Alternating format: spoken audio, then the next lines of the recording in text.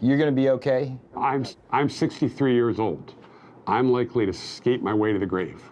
But I have 3 young children who are all engineers, and I worry about their ability to work in American manufacturing down the road.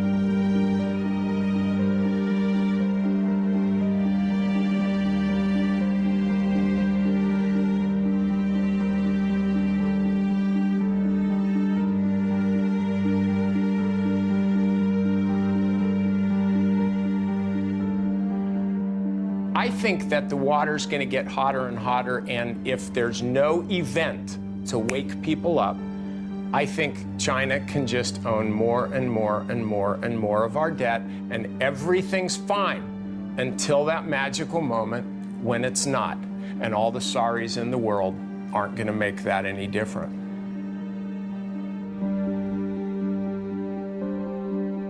The film you're about to see addresses one of the most urgent problems facing America.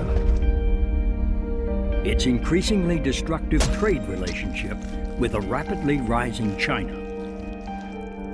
As you watch this film, it is important to always distinguish clearly between the good and hard-working people of China and their repressive communist government, now victimizing both American and Chinese citizens alike.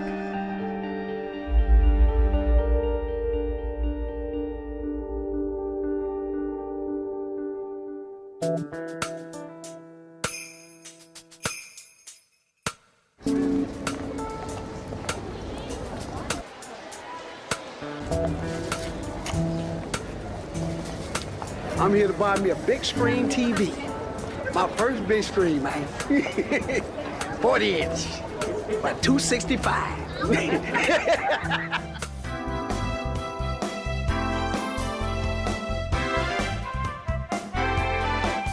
Where's that product made? Probably in China. China. This is made in China. Do you know where that bike was made? No, but I know it's happy. Where were these products made, do you know? Probably from China, where else, everything else made. Oh, made in America. Well, American is better. So is this American? I'm not sure if it is American, but hopefully it is. Yeah, I think I got a great deal. Can't be $300 for a 46-inch TV. Tell you the truth, I didn't even come here exactly for this, but I seen it and couldn't pass up the deal, man. For, $200, you can't really, beat that. So they told me it was $200, and now it's in my cart now, Did you see where it was made? Oh yeah, it was made in China. Hey, I'm fine with it, If the American people can't provide me with what I need, I gotta get it from China. Hey, it is what it is, I'm just being truthful, Don't hate me.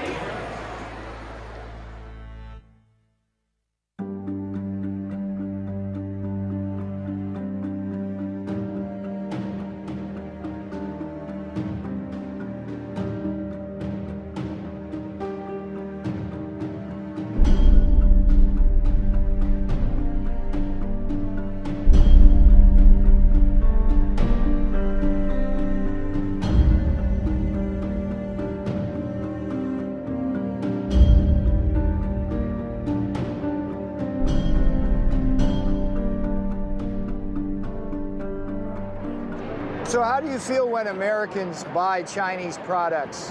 I feel really bad because what happened is not just America buying a Chinese product, which is American people losing their jobs. I was laid off 3 times within 6 months until I was permanently laid off. I graduated with my bachelor's in 2004. I've been out trying to use that, of course, because I spent a lot of money going to school, and I haven't been able to find anything. China, I think, is responsible for, wiping out a good deal of the manufacturing that we have or had in Northeast Ohio. And I think that is continuing as they continue to manipulate their currency, as they continue to not have the level of workplace safety or environmental or health standards that we have here in the United States. So we've seen our whole manufacturing base uproot and replant in a place where you can commit crimes against workers and just go out to dinner that night. So when a large company decides to move its production offshore and it closes a factory in a city or a town in the United States, that basically leaves, it's like a black hole. Suddenly that factory just disappears and everything else goes down with it. Jobs disappear, and the way the economy's going right now, it's tough to find a job. I just recently finished graduate school, and you know, even coming out with that, it's still hard to find one. Some of the workers at companies, literally their last act at the factory was to unbolt the machine and load it up to be shipped off to China. I even talked to a fellow down there. They wanted to send him over to China to teach the people how to run the machines that they were shipping over there. He was 63 years old. He said, I only got 2 more years to go and I can retire, so I'm not going to bother doing it. He said, bad enough they took my job, now they want me to show them how to do it too. People who were supplying that plant with materials, equipment, maintenance services, even the accounting firms, design firms, R&D firms, and then all the other services around it like restaurants, what happens to them? They're doomed. They go down with it. They can't follow that company offshore to Shanghai. It's difficult to be unemployed because you have a mortgage and you have your regular bills you have to pay. You have to pay for a car and you have to put food on the table. And when you have just a small amount of money from the state coming in, sometimes it's hard to make it. I'm trying to get food. Like, that's what I'm here for. I mean, this is not just unemployment line. This is for people who are hungry, and I'm hungry. And it just really is unfair that, you know, being in a country as great as the United States, to have our people struggling the way they are, to not find what is just common. You work, that's what you do. And for them not to find that month after month after month, it just doesn't make sense to me yet. I don't know if it's the president, I don't know if it's the... Honestly, I don't know who to point the blame to. If we talk about who's to blame, I think partially our own government. Our government should be doing something. They could have stepped in, I think, a long time ago. Please hear us and please understand that companies like this are special. Small companies are what makes America. And unless somebody does something about unrestricted importing, you're going to lose the rest of us, too.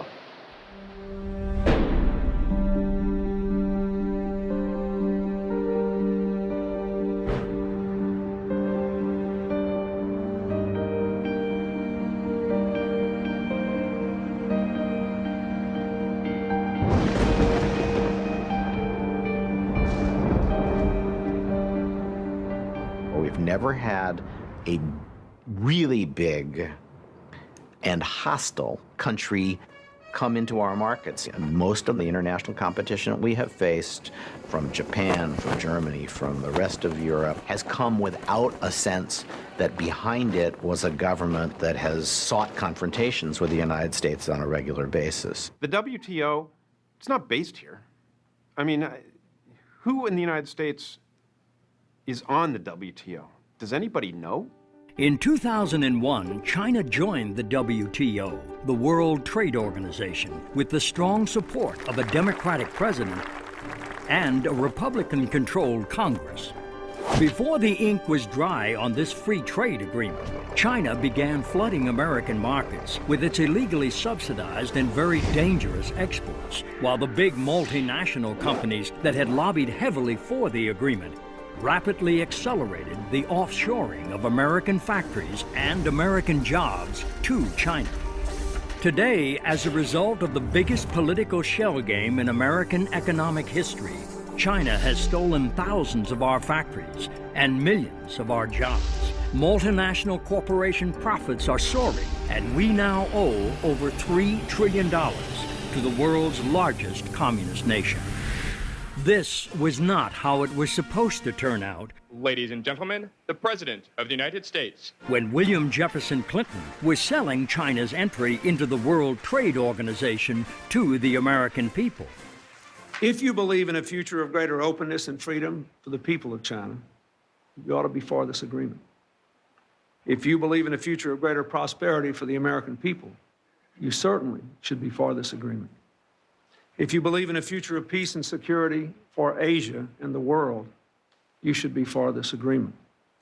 This is the right thing to do. It's an historic opportunity and a profound American responsibility. In pushing for China's entry into the WTO, President Clinton embraced a doctrine dating back to President Richard Nixon, known in Washington circles as the policy of engagement. Peking, historic site for an unprecedented meeting between East and West. President and Mrs. Nixon arrive, and Premier Zhou Enlai is on hand to extend an official welcome to the presidential couple.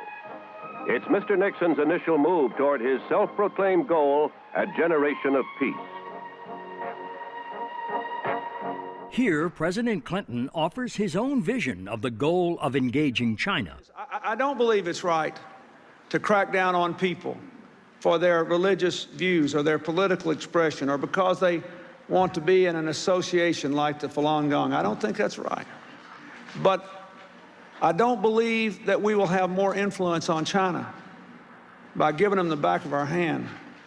In masterfully arguing for China's entry into the World Trade Organization, President Clinton promised the brightest of futures for both American workers and American manufacturers. Economically, this agreement is the equivalent of a one-way street.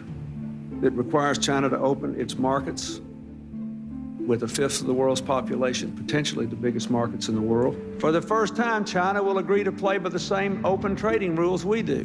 Never happened before. For the first time, our companies will be able to sell and distribute products in China made by workers here in America. And by economically engaging China, both Democrats and Republicans argued this would ultimately democratize the Chinese dragon and free the Chinese people.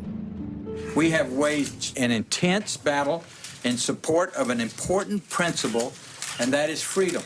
And the people of China and the citizens of the United States will benefit enormously.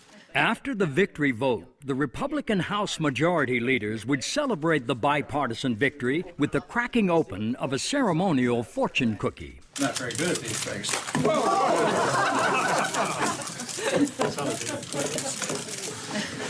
It's got a lottery number, no. It says, new American proverb, new prosperity awaits you because normal trade relations. Yeah! It's a confrontation of worldviews that we will win, and I'm looking forward to the future. So just what has America's future looked like since China joined the World Trade Organization in 2001? We are in a trade war, and stealing, lying, and cheating on the part of the Chinese is all part of it. Free trade's great stuff if you can get it. What we have with China is not free trade. For China to sell something at 1/10 of the price of what it would cost in the United States to produce, they are cheating monumentally in a major, massive sort of way on everything.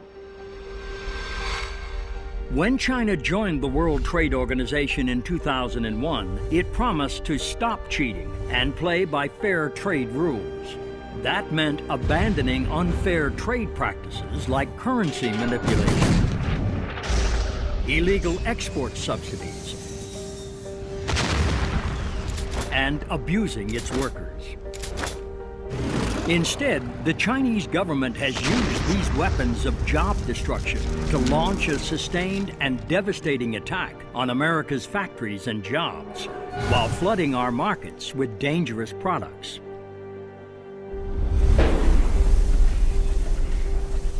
There's no question that a large part of China's competitive advantage has come from environmental neglect. But the Chinese government's willingness to use pollution as a competitive edge has come at a heavy price. China has the most degraded environment in the world. 16 of the world's 20th dirtiest cities are located in the People's Republic. Less than 1% of their urban air meets the air quality standards set by the European Union. It's difficult to think about what it's happening, particularly the lungs of children, breathing air like that. In one fell swoop, you can move your production to China and not have to deal with 100 years of regulations that we've put into place to protect our workers, to protect our society, just by moving your production to China, because they don't have any.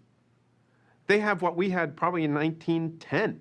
The most tragic story is the cancer villages because of toxic metals in the soil, because of the pollution, because the manufacturers have not been forced to clean up their plants. And so essentially what we have is the world's most degraded environment. Whether you're talking about heavy metals pollution, air pollution, water pollution, China's got it all.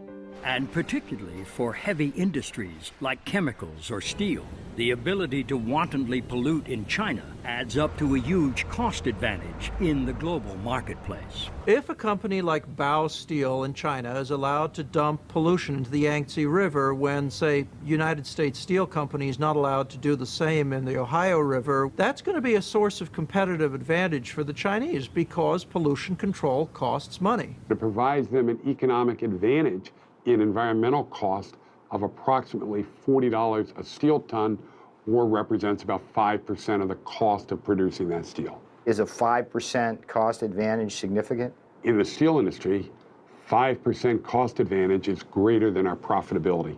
And here's the ultimate irony.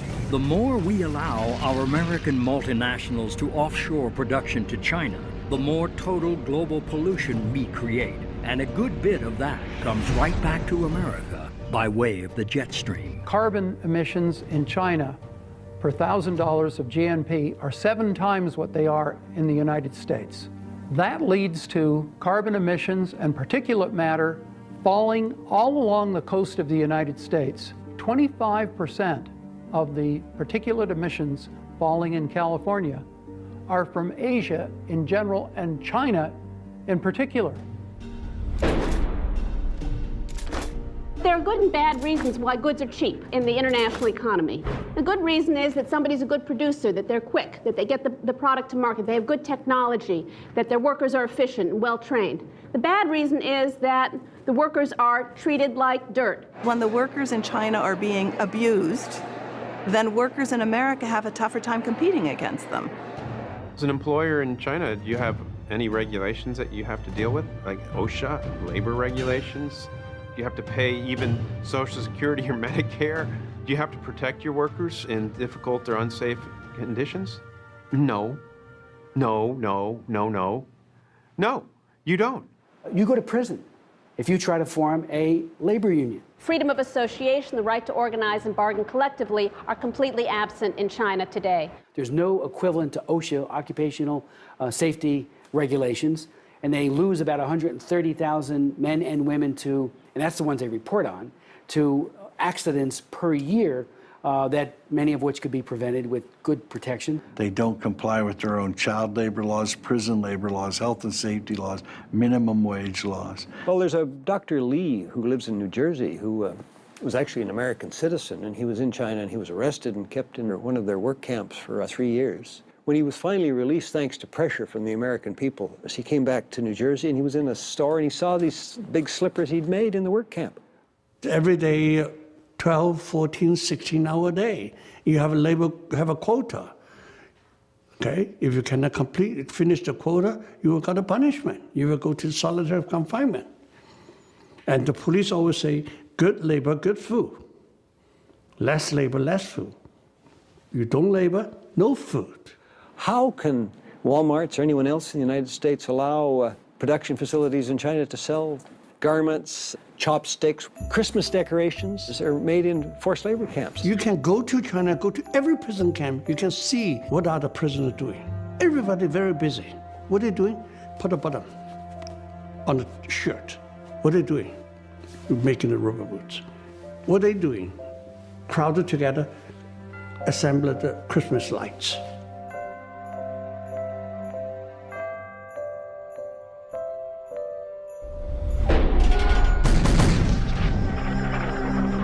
It's not all about China currency manipulation, but A lot of it is. China manipulates its currency by illegally pegging the value of the Chinese yuan to that of the U.S. dollar at a rate far below market value. Most economists would say that China gets anywhere from a 25 to 40 cent advantage for every dollar. So it's like having a tariff on goods coming from the United States of 40 or 50% by the amount that they're underpricing the currency. It also gives their exports to the United States a subsidy of 40 or 50% to capture our market and knock out domestic industries that might be competing with them. Simply, an undervalued currency makes Chinese coffee makers $10 a piece instead of 15 or 20, and it makes American cars in China $30,000 instead of 25. In other words, China's manipulated currency acts as a huge subsidy to Chinese exports to America and an equally big tariff barrier blocking American exports to China. The result, more jobs in China, fewer jobs in America, and a huge and chronic American trade deficit with China. The Chinese government does not deny this. Chinese officials themselves say that they fix the value of their currencies to help Chinese workers. When Premier Wen Jiabao was in this country recently, he said, if we allow the currency to float, Chinese companies are going to go bankrupt. Okay, but what about American workers?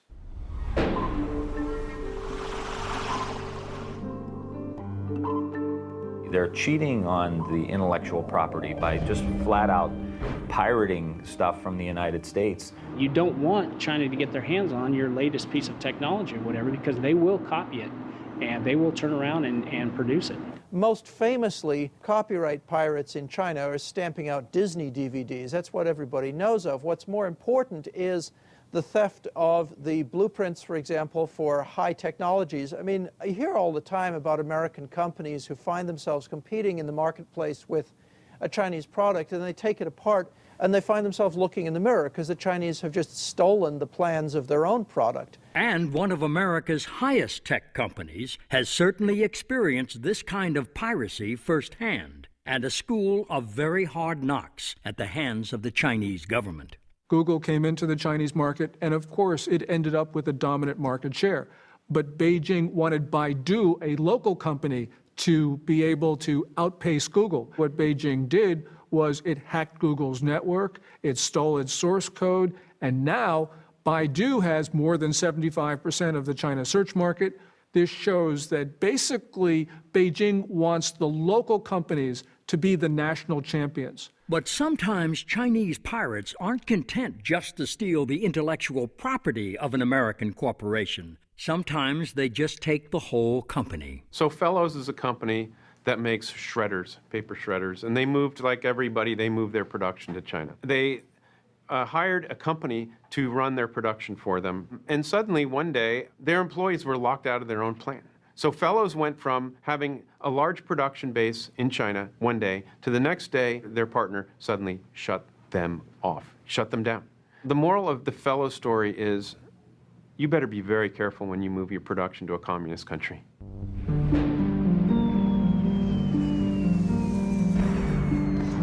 It makes no sense that China, who produces 45% of the steel in the world, has high manufacturing costs, yet sells steel at the lowest cost in the world and is growing at a rate of 7 or 8%.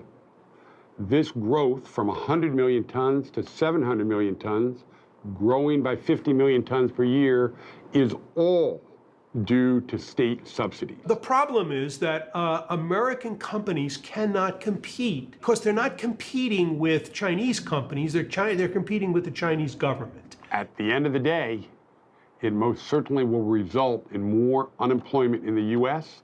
and to the advantage of China. We're chumps. So just how big of a chump has America been for supporting China's entry into the World Trade Organization in 2001? It's like we're in the Super Bowl of globalization, and in fact, we're being taken apart. And in this Super Bowl of globalization, when you tally up the score on human rights abuses and consider the plight of Tibet, the torture of the Falun Gong, and the crushing of religion and democracy.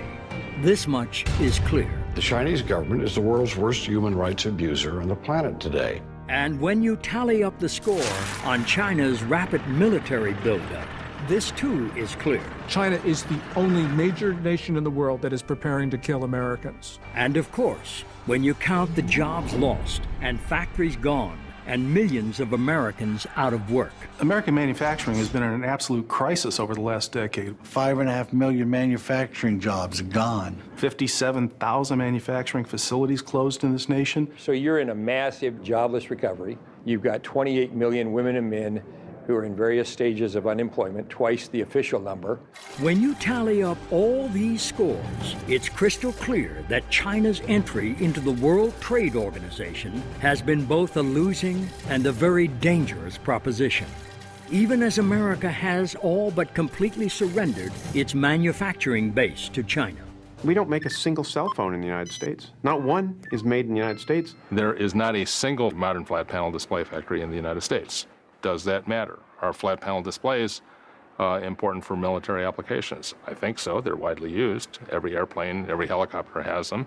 The United States right now is unable to put a single military aircraft into the sky without using components built by potential adversaries. We produce about $3 billion worth of printed circuit boards in the United States. China produces almost $20 billion. Machine tools, where we produce $2.7 billion. China's consumption was 10 times that amount. If you don't have a machine tool industry, do you have an industry? It's a basic component of an industrial economy. But what about those green industries that some of our politicians say will create the jobs of the future? That's one of the reasons why we're accelerating the transition to a clean energy economy and doubling our use of renewable energy sources like wind and solar power. Steps that have the potential to create whole new industries and hundreds of thousands of new jobs in America. But here's the grim reality. We produce 4% of the world's global output of solar. One of the things happening in the market right now is it's being swamped by low-cost multicrystalline and polycrystalline silicon solar cells from China. We don't make computers. We don't make printers. We import 99% of our shoes.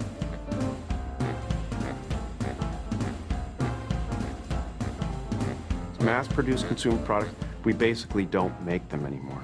But it's not just mass-produced consumer goods we are losing to China. Some of our very best paying manufacturing jobs are also now quite literally being shanghaied. Boeing at its peak in the Seattle-Everett area had about 50,000 employees. That was no more than 5 years ago. 20,000 of those jobs have now moved to China in just the last 5 years. Apple employs 26,000 people in its design of making new products. It employs, through Foxconn, 700,000 manufacturing workers in China. They're an American company, they're headquartered here, all their jobs are somewhere else. Americans need those jobs, but they all exist in China. Every one of those manufacturing jobs exists in China. These are jobs that could very easily be in Silicon Valley, in Oregon, Northern California in general, along the coast, for which there are well-trained and very interested women and men who would take them in a heartbeat. And even white-collar workers are now in China's crosshairs. The white-collar worker understands that China is now moving up in the feeding frenzy to, for example, software and other kinds of production. They're moving away from just process technology up to more really intellectual technology. Now, it's not a very big part of their economy, but you can look in the United States, it's having a devastating effect. If the jobs for production move to China, the support jobs for white collar, to a big degree, will move to China. Meanwhile, our rapidly accumulating Chinese debt has become a national joke, literally. That's right, China's mad at President Obama for meeting with the Dalai Lama. I mean, come on. Obama doesn't owe them anything, except like $14 trillion. And that debt represents a very real claim on American assets. And then China would back a tow truck up to Kansas and drag it off to Guangdong province. I find it ironic that the corner of capitalism, the J.P. Morgan building down on Wall Street, is now owned by a Chinese company. As for that hope that economic engagement would lead to a more free and democratic China, George Bush Sr., remember him? He was the ambassador to China way back when. And so he liked China. He liked those guys over there. Things are good in China. Economic growth in China has not led to its becoming more democratic. It has led to a more sophisticated, better financed form of authoritarianism. and ironically, one of those measures of repression has been the internet itself, which was supposed to set China free. China is less free today than it was when it entered the WTO. China has 50,000 internet police who are tracking every day their capabilities, who's saying what, to be able to try and keep things like Tiananmen Square, democracy, freedom, and those terms off the internet. And these cyber cops have had plenty of help from American companies in building the great firewall of China. Google, Yahoo, Cisco, and the capability that they have sold to China, especially for its secret police, has enabled them to search, apprehend, discover the whereabouts, get caches of names, particularly online, where if you send your emails to other people, their IP addresses quickly yield to what their physical addresses are, and they're then apprehended and arrested. This American corporation, damn it, shame. Cooperate with Chinese government. They have to say, we have to follow Chinese law. Cisco say, we have to follow Chinese law. Yahoo say, we have to follow Chinese law, otherwise we cannot do it. Yeah, you have to follow Soviet law. You have to follow Hitler law. Are you going to do it? Perhaps the most shameful answer to that question may be found in Yahoo's role in the jailing of a Chinese citizen named Shi Tao. Here's a guy, a journalist, who sent information to an NGO about what they couldn't say or do as the Tiananmen Square Remembrance Day was coming up, or days, and he sent it to a New York NGO. Chinese government knocked on the door of the Yahoo people, asked for the information. They just coughed it right up, and Shi Tao got 10 years for that. As for those Falun Gong practitioners and other dissidents singled out by President Clinton, I had a hearing on the Falun Gong and how they're throwing these people in jail by the thousands and they're harvesting organs. The way it works is that if somebody wants a liver, say, they fly to Shanghai and they probably go check into the #1 People's Hospital in Shanghai. A military surgeon, probably in uniform, one I'm thinking of, comes up and does the Bishop tests and the blood tests and so on. Then he or she looks on the computer list and says, oh, there's a match out in work camp 400. The poor victim who matches what your organs need is dragged into a sort of hospital, given a light anesthetic in most cases, and never wakes up because they take not just one kidney, they take both kidneys, the liver, heart, everything, and their body is then burned, and the People's Liberation Army flies the organ to Shanghai from wherever the camp happens to be, and you're told you're getting the organ from a convicted murderer or something. I mean, this is a grotesque tale of the worst kind of oppression and ghoulishness on the part of rulers of a country. and here is what too many American politicians seem to have such a hard time understanding. Wei Jingsheng told me in Beijing, right before he got rearrested, you Americans don't understand. When you coddle dictatorship, when you kowtow and you carry the dictatorship around on a pillow, they beat us more in the Laogai. When you're tough, predictable, transparent on human rights, they beat us less. But at least engaging China economically has made the ruling Communist Party more peaceful, right? China's military power is strengthening very, very rapidly. They are building up their military capabilities in hard weapons as well as in cybersecurity. China has a population which is about 5 times the size of the United States. And that means that if they have a comparable level of development, they probably will end up with a military 5 times larger. And I don't care what kind of technological edge we have, it would be very difficult to prevail over an adversary that is 5 times larger. What China is building is just not a massive fleet or a massive ground army, but it's developing a modern, well-equipped, technologically capable military. And in some cases, it need not be China pulling the trigger.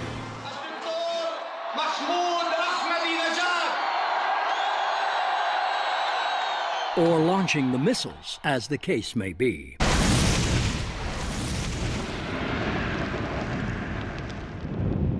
We are on the onset of an age of nuclear terrorism.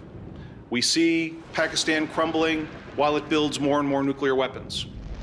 Why does Pakistan have nuclear weapons? Why does it have the missiles to deliver them? Because of China.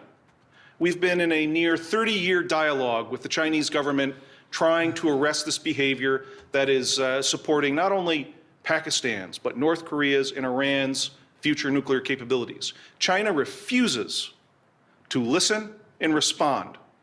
When a nuclear bomb goes off on some highway, either inside or outside the Beltway, chances are a lot of those components on that bomb are going to say made in China.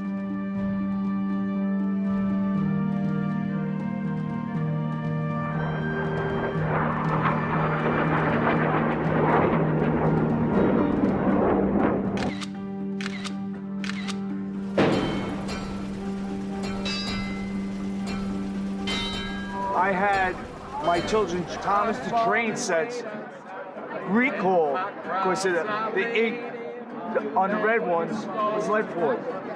They're not only ruining our economy, they're poisoning our children with the toys that we give them. I want to be careful about what products I buy because I want to know that they're safe and they're good. I want to be careful about what products I buy because I want to make sure that the people who are producing those are being treated properly.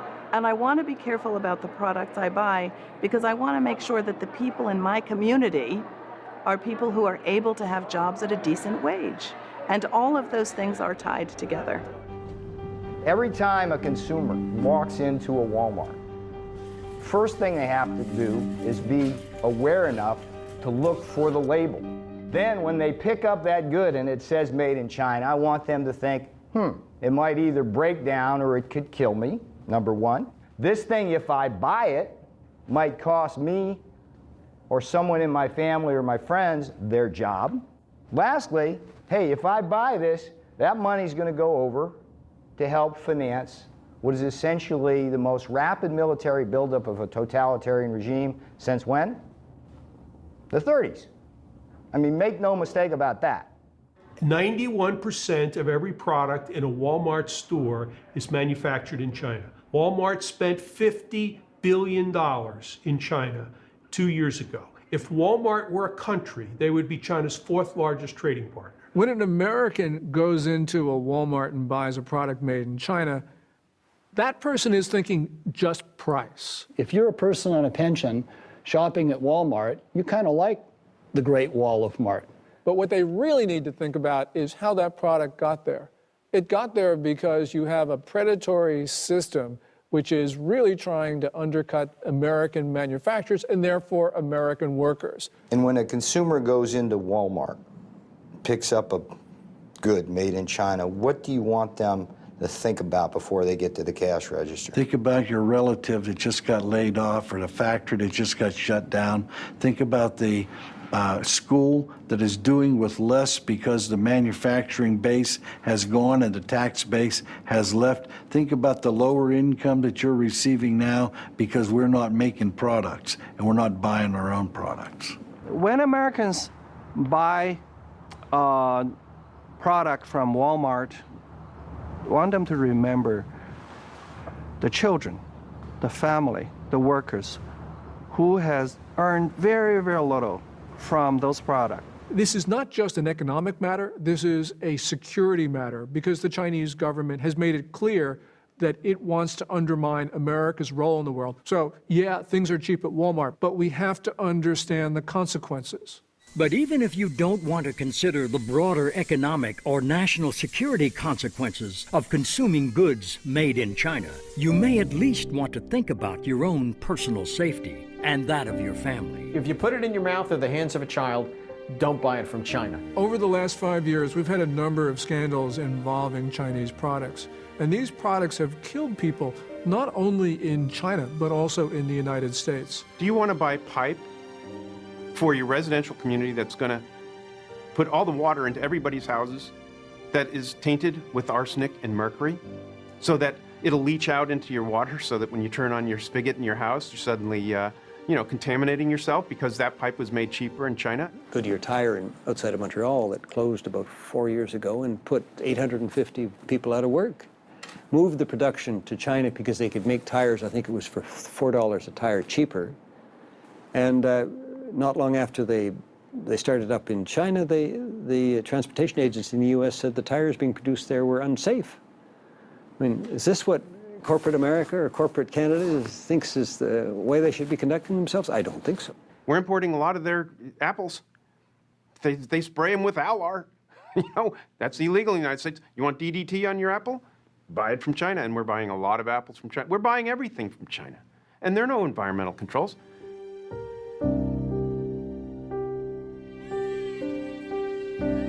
There is a risk of suffocation, that kids can get trapped and die. They took him to the hospital where they pronounced him dead.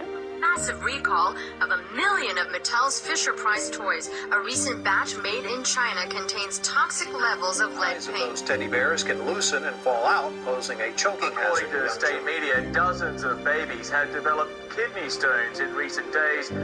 Thousands of pets across the country died after eating tainted pet food. That led to a massive pet food recall. My wife Bonnie died in December after receiving heparin that was later recalled by Baxter. My son Randy died a month later under the same circumstances. Some brands have been found to contain a toxic chemical used in antifreeze. Pork from pigs, force-fed wastewater. If it comes from China and the price seems too good to be true, then it probably is. It is very difficult for any country to protect their citizens from Chinese products. The real problem here is that you have a political system that does not punish manufacturers for bad products. And it's because it's the nature of the political system. The Communist Party does not allow independent prosecutors, doesn't allow a free press, doesn't allow people to complain about bad products. Let's take fish. There are 3.5 million fish farms in China. The fish are raised in contaminated ponds. They're fed all kinds of hormones. And the biggest market for that fish is the United States. 85% of the tilapia comes from China. Most of our shrimp comes from China. US FDA only has the ability to inspect 1% of the fish coming into the United States. 65% of the 1% they reject. They don't have the authority to confiscate the fish. So if the ship comes into Charleston and gets rejected, then it goes to Miami or New Orleans or some other port, and eventually the fish gets in. And because of such dangers, Americans are becoming more and more aware of the Made in China label. But that doesn't always guarantee one's safety or convenience.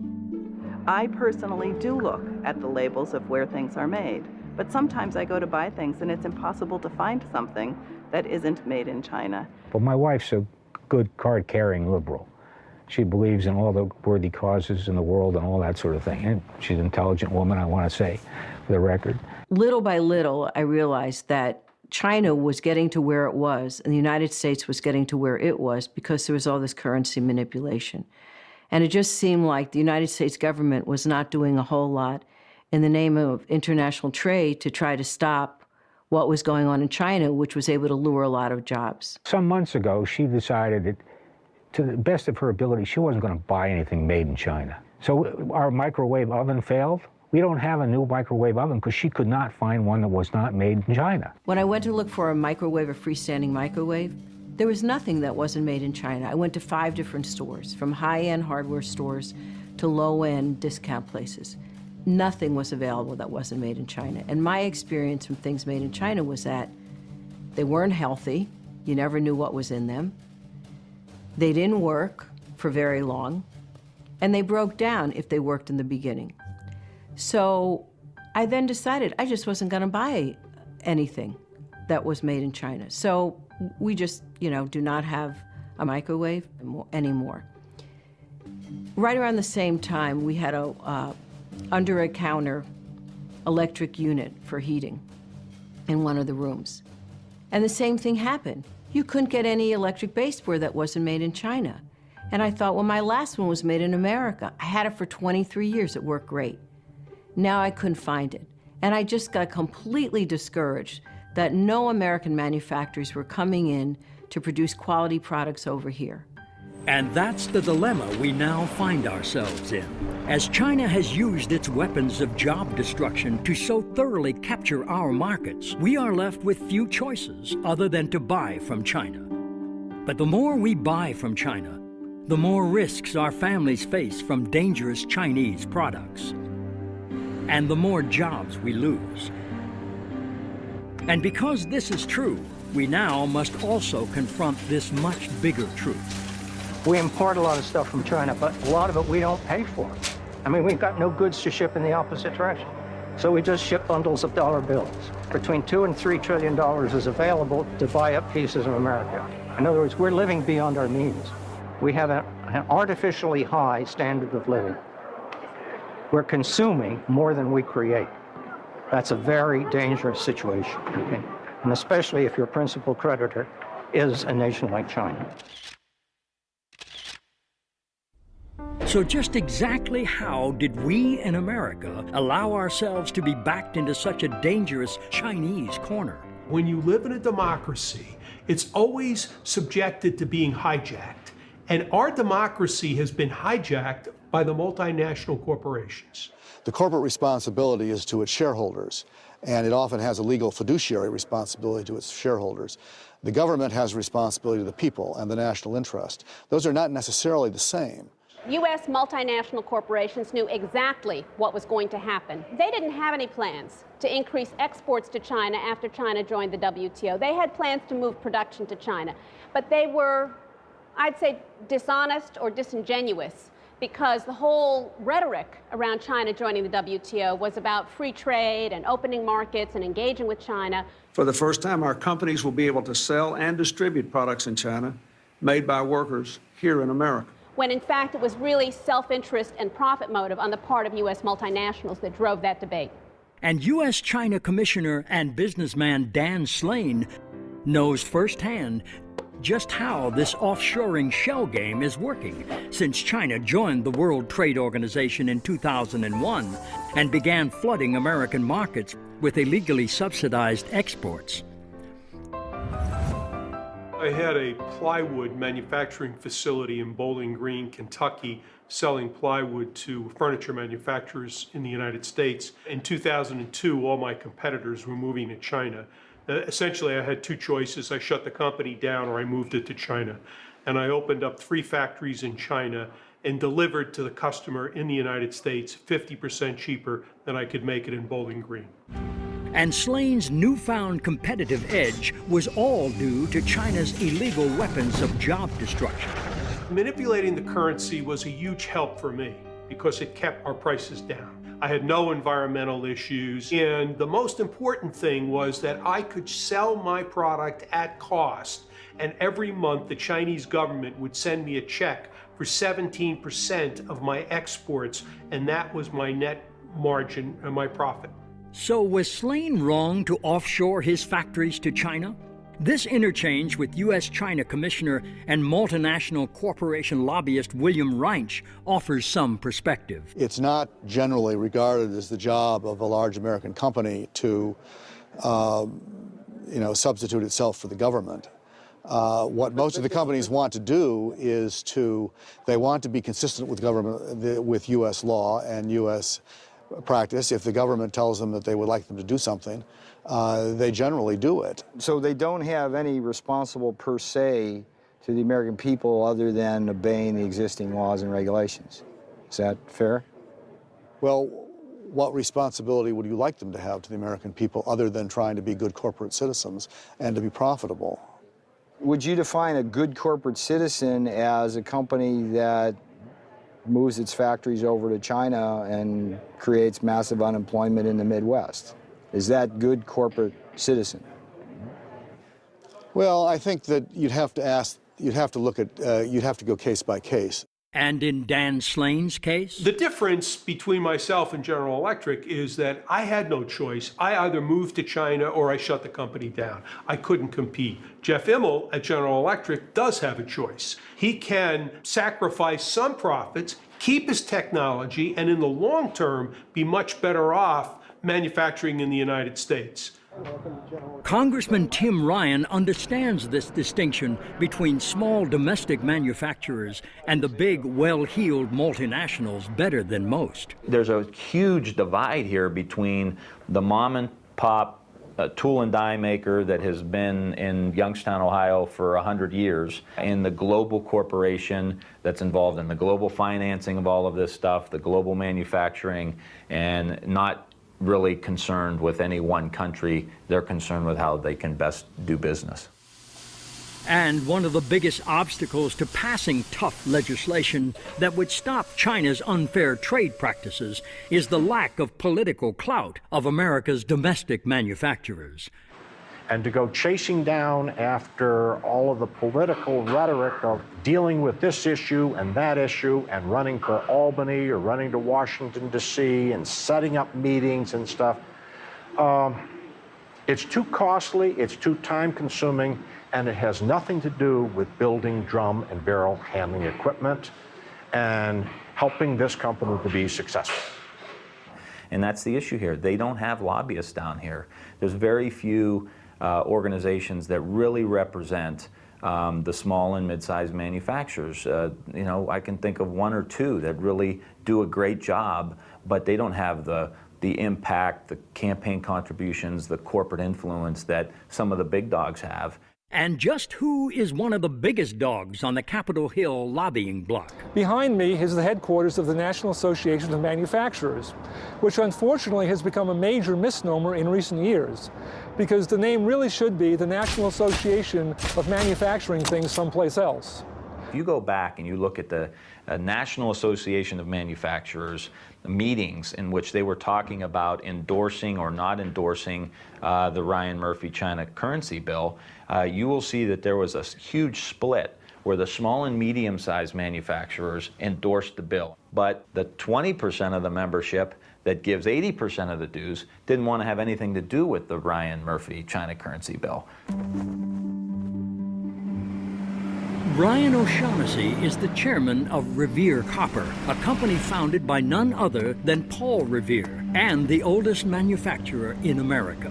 And O'Shaughnessy has been on the inside of the National Association of Manufacturers when it has opposed bills like those offered up by Tim Ryan to stop China's currency manipulation. I stood up before a group of 300 of the most powerful CEOs in this country, and I told them, as we consider NAM's support of this bill, I think those of you who have facilities in China, I think you should recuse yourself from voting. You're conflicted. You have to choose between your company and your country, and you can't do that. Well, I was shot down in flames. By all intents and purposes, a lot of these companies are not American companies anymore. General Motors takes TARP money and opens up factories in China. Caterpillar Tractor shuts down plants in Peoria and opens up 3 factories in China. General Electric and Boeing are essentially trying to become Chinese companies. Look at Coca-Cola. American-sounding company, isn't it? I mean, how American can you get other than Revere, Coca-Cola? The president of Coca-Cola is from South Africa. The chairman is from Turkey. Now, you want to ask them what America's international trade policy should be? You shouldn't listen to them. While Coca-Cola's executive suite may look like the United Nations, it is purebred American CEOs from companies like Cisco, Ford, IBM, Honeywell, Motorola, Intel, and Apple that keep sending so many of our jobs to China. We design the iPad, great. We get the profits from the iPad, fine. We don't get the jobs. Profits versus jobs. That's a conflict Ralph Gomery sees as the root of America's offshoring problem. They are pursuing maximizing profit. That's their goal. The country is losing the wage bill, and its goal is to have wages. And then what they're doing is right for their shareholders and their constituents, but it's not right for the people of America who are unable to find work today. The problem with our system is that everything is short-term. So when you talk to a CEO and you say to a CEO, an American CEO, do you realize that they're going to take your technology and they're going to be your competitor? The CEO says, yes, but I only have 3 or 4 years to get my stock up so I can get my bonus, and they kick the can down the road, and it's the next guy's problem. This will end badly for all of us, but everybody is so short-term in thinking and in their tenure that they're willing to take chances that are right for today, that they probably know in their minds is long-term bad for America tomorrow. Ironically, nobody understood this growing divergence between corporate interests and the common good better than candidate Bill Clinton during the 1992 elections. You must do your part. You must be responsible. American companies must act like American companies again, exporting products, not jobs. But such corporate irresponsibility wasn't always the American way. Corporations used to think they had a stakeholder theory. In other words, they had a responsibility to the nation, to their community, to their workers, and to their shareholders. Something morphed in our own system about 20, 25 years ago, where shareholder value became the end-all and be-all. And then the CEOs tied their own compensation to shareholder value. And then other countries figured out how to incentivize them to increase short-term shareholder value by transferring production, manufacturing, R&D there.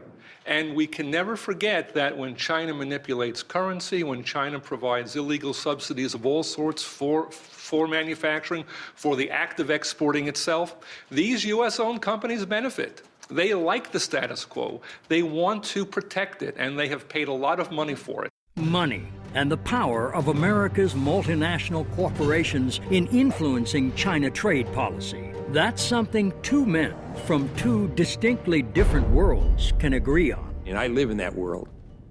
I watch those dollars go. Campaign laws allow them to spend unlimitless amounts of money. It's a tsunami. But to former White House advisor Jared Bernstein, it's more than just money in politics driving our jobs offshore. It's also the prevailing free market view in the Oval Office, regardless of political party. I think there is a deeply embedded view that I do not think is wholly wrong, that capital must be happy if we're going to have a successful economy. And no multinational company has been happier to move its capital offshore than General Electric. But this is truly a fool's game. The Chinese have no intention of turning over their domestic market to foreign companies. Once they're able to master the technology, they are going to make it very difficult for foreign corporations to make a profit. When I go out and do speeches to corporate audiences on China and they want me to talk about strategy, it's like, hey, you're going over to China, you're giving them your avionics so you can participate in a regional jet game in China, and 2 or 3 or 5 years from now, you're going to try to sell your regional jets in Europe, and your biggest competitor is going to be that China guy. How stupid is that? What's happening, unfortunately, in the United States is way too many of our multinational corporations, not only they're shifting their manufacturing overseas, but along with it goes their technology, their intellectual property. And while many of us are concerned, deeply concerned about the loss of jobs, we're just as concerned about the loss of intellectual property. That's sort of the future of America. The thing is, nobody's really looked at all the industries that have been lost. It's very hard to get information on the industries that are gone or that are just about gone because the government doesn't keep track of any data. They don't follow industries. They have no market analysts who follow specific industries. So nobody knows what's happened with all of our industrial capacity that's vanished or is in the process of vanishing. The next thing you see is you're not doing any work over there yourself. The Chinese are doing it for you entirely. And we see that. The two mid-range aircraft in the world are the Airbus 319 and the Boeing 737. 5 years from now, the Chinese have already told both companies they will no longer buy either aircraft. That mid-range aircraft, the one that is dominant throughout Asia, will be entirely manufactured in China under a Chinese mark or name, using technology that they took from Airbus on the one hand and Boeing on the other. Look around, well, tell me what you see. Every day, more people in the street. Too bad they sent our jobs away. In China, they're not workers, they're just slaves. When people wake, it's a world of trade and greed. And the CEOs get richer, and our jobs all move offshore. Oh.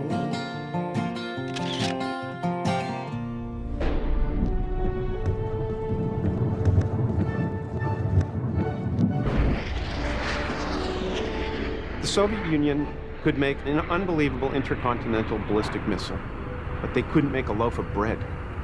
Now, we can make a stealth fighter, but we can't make a pair of shoes.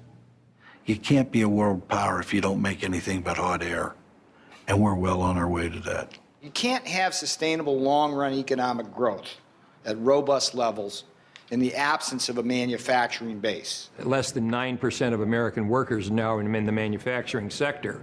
We as a country can't survive into the long term with under 25% of our women and men making things. Manufacturing jobs have a higher multiplier than service industry jobs. That is to say, every one manufacturing job that you bring into a community ultimately supports half a dozen other jobs. If you are honest about how jobs have evolved in the United States, small business arose only when there was a stable manufacturing base put under them.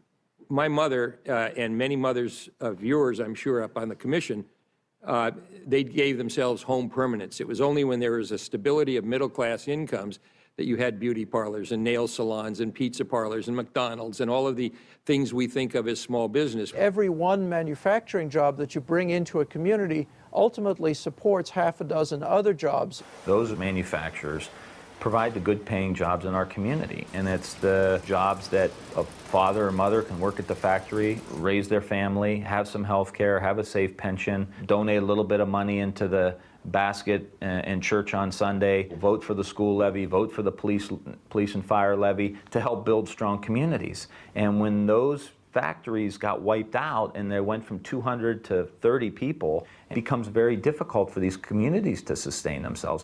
Ultimately, the most important reason why America must restore its manufacturing base is to hold on to the research and development, the R&D. That is the taproot of all of the technological innovations we will need to create new jobs in new industries. Manufacturing is the origin of 70% of U.S. R&D. That's true even today. You can't do your R&D here and do your manufacturing there. You can't move your manufacturing overseas and not move your technology and all your engineering. I mean, it's nice to do R&D and come up with a super-duper design or a new product, but if you can't make it, what's the sense of doing the R&D? When we say we've kept our technology or our IP, but we've moved our manufacturing, that's just not true. It's an impossible feat. They're totally coupled.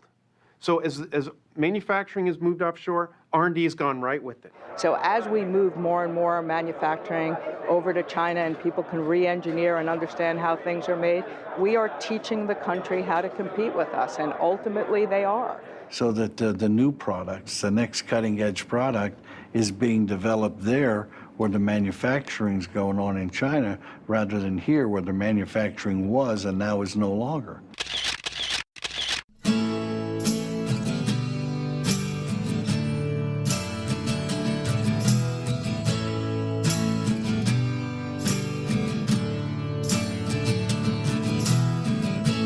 There's no other way around it. We can't make it on our own. All the jobs went to China. Now I'm losing my own home.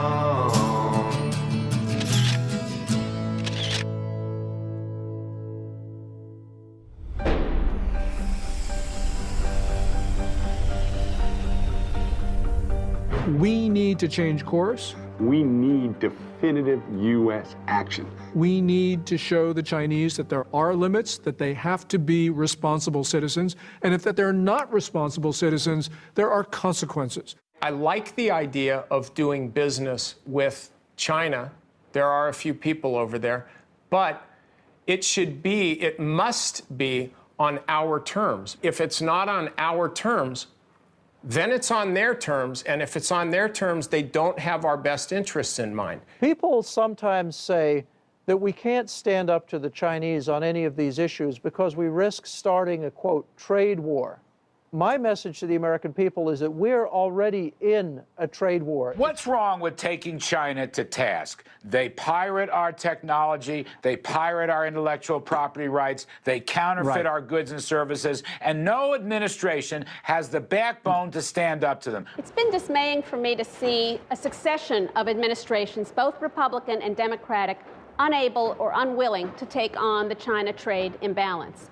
And I would say part of that is the very cozy relationship that any White House has with the big multinational corporations and with the intellectual elite that have taken a very soft view on this issue. So I think both Democratic and Republican administrations have failed us in the same way. So how do we, the people, overcome the power and influence of the big multinational companies and the deadly inertia of our political leadership to bring about long overdue changes in the U.S.-China trade relationship? You know, it almost takes a movement, a Tea Party that's different than, it's completely divorced of left or right, or it's virtually a Tea Party that differentiates between right and wrong, which is very much different than left or right. I think this can only happen when the American people really understand what is happening to us and begin to demand that their congressmen and senators really, and the national government, take action in these areas. I think that at every level, people could boycott to some extent, and there would be a shot heard around the world. It's got to be a whole community effort by the citizenry, but we do need to create jobs. It doesn't always happen accidentally. Here's the message that needs to be developed. You know, look, it doesn't have to be this way. This is an economy and a global economy that's been made by policy choices that really do benefit the rich and the multinationals. Their interests no longer coincide with the interests of this country. So we have to do what's best for this country. They'll do what's best for their company, but we have to do what's best for this country. And that means all of us coming together, building an economy that really does work for everybody. So how do we build such an economy? We have to decide as a nation that we want manufacturing, that we want prosperity and the good jobs and income that come with manufacturing. The only thing that matters to me is Flint, Michigan, Dayton, Ohio, and Buffalo, New York. If you don't reestablish the manufacturing base of this country, roughly at the level of 20 to 25% of workers, and the most immediate way to do that is trade reform with China. The best jobs program is trade reform with China. And the argument is pretty simple. The gross domestic product grows with only four things: consumption, investment, government spending, and net exports. And when you run a trade deficit, the simple math of that is that that's a negative in terms of growth. I think the number one thing that the United States has to do is to move to say we're going to balance our trade. Look, if we had had balanced trade, you wouldn't have had a decade of a drag on GDP that amounted to almost a point per year. So of course we would be better off. Now people say, how do you do that? And I'm a young guy when President Kennedy said we're going to the moon. He didn't have a clue how to get to the moon. But we set it as a national goal, and we figured out how to do it because we're a smart, creative people. And if we are to truly balance our trade, we cannot do it by boosting exports alone. President Obama says, let's export more. We're now exporting more than $100 billion a year in goods and services to China. But it isn't exports that matter. It's the difference between imports and exports. Exports are great, but if your imports grow more rapidly than your exports, there's a drain on demand for what Americans make. We get more unemployment, and the economy sinks into the kind of mess we're in. If you look at America today, we have a very fast-growing export. sector. And people talk about how we're going to come back with exports. That's just all silly. America is going to come back from import substitution. We don't have to take over the world in exports. We simply need to get back our market here. In fact, American consumers and citizens seem to be far ahead of our politicians when it comes to understanding both the dangers we face and the need for fundamental change. We're a subsidiary of China and getting worse and worse because they're going to own us pretty soon. No, you can't have it both ways. We either want the jobs, the manufacturing, everything here in the United States, and we're going to buy it, but you go to the store and you look for the cheapest thing, which usually comes from China. I do buy China stuff, but I'd prefer to buy American things. Why? I think it's better just to support the economy here rather than, you can buy cheaply in China, but I think it's better for our economy if we buy here. We also got to look at our principles too. Look how they're living. Is that what we want to support? We open up our markets to everybody. And I think that if that's how it's going to be, it needs to be a two-way street. And I think politically, our system has not supported, the American worker, the American product from that standpoint. And perhaps the biggest reason our politicians are failing us is because they have truly forgotten the proper role of government. I used to debate a colleague of mine, my counterpart from the Chamber of Commerce, and he used to say to me, it's not my job to play Santa Claus to the workers or to paint my company green. It's my job to make money for the shareholders. And I agree with that. That is the job of corporations, but it is government's job to make sure that companies are doing that within a framework that makes sense. I think the field that we're playing on not only needs to be level, but I think everybody needs to be on one field. We're not even on the same field as the Chinese. We are paying very good wages. We're providing health care to our employees. We are in a regulated business as far as workplace safety for our employees. We pay our taxes gladly, and we cannot compete with a non-regulated workplace that pays their employees pennies and are allowed to import their goods into this country with no restrictions.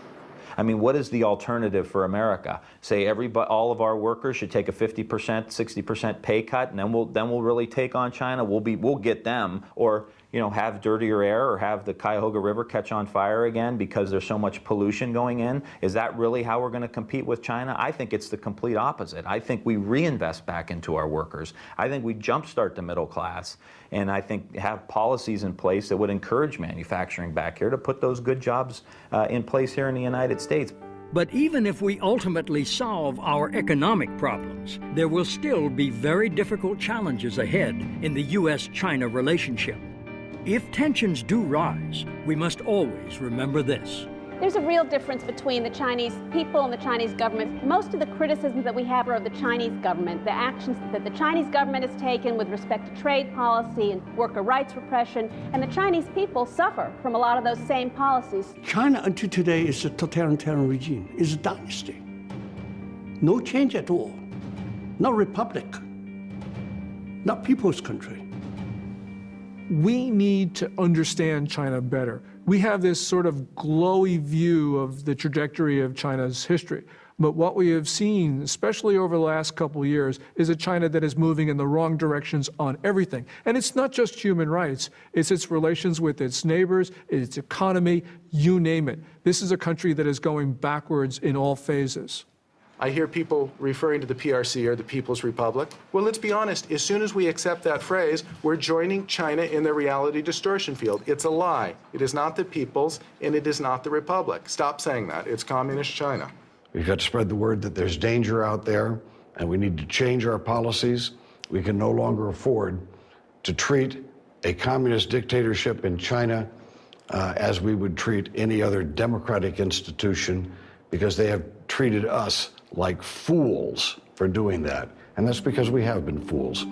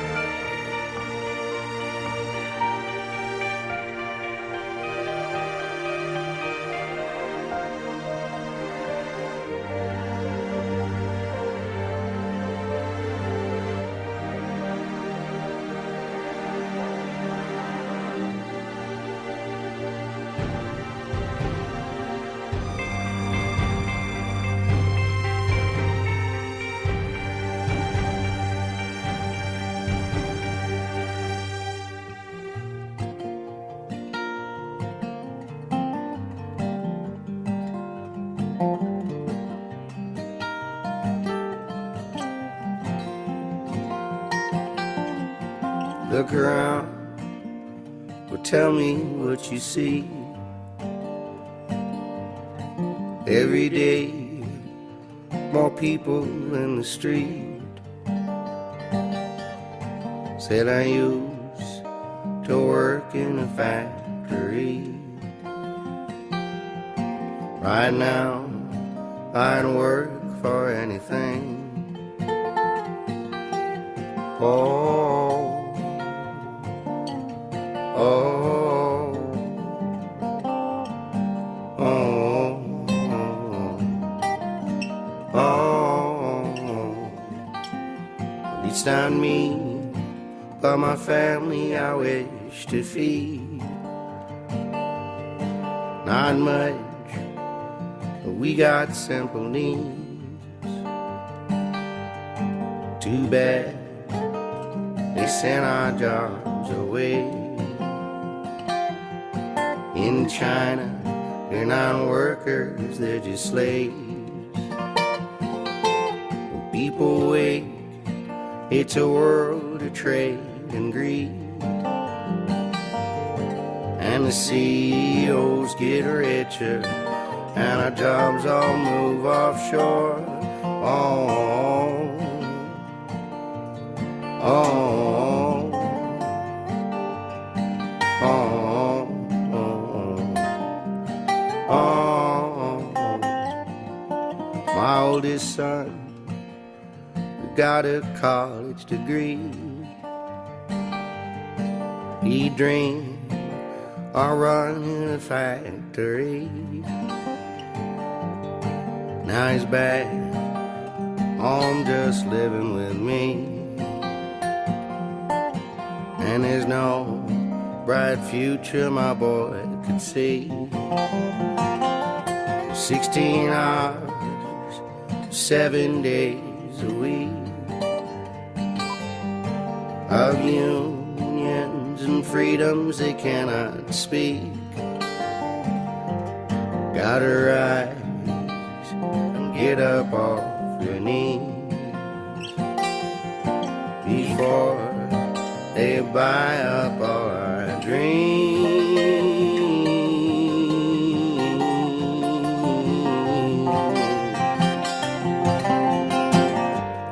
We go to the store and spend our money, send all our dollars overseas. This ain't the land of milk and honey. This is a land of trade and greed. We go to the store and spend our money, send all our dollars overseas. This ain't the land of milk and honey.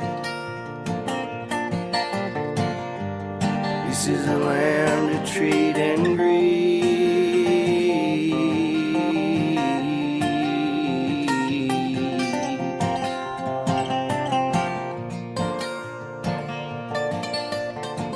And this whole notion that what's good for multinationals is good for America, that's completely wrong.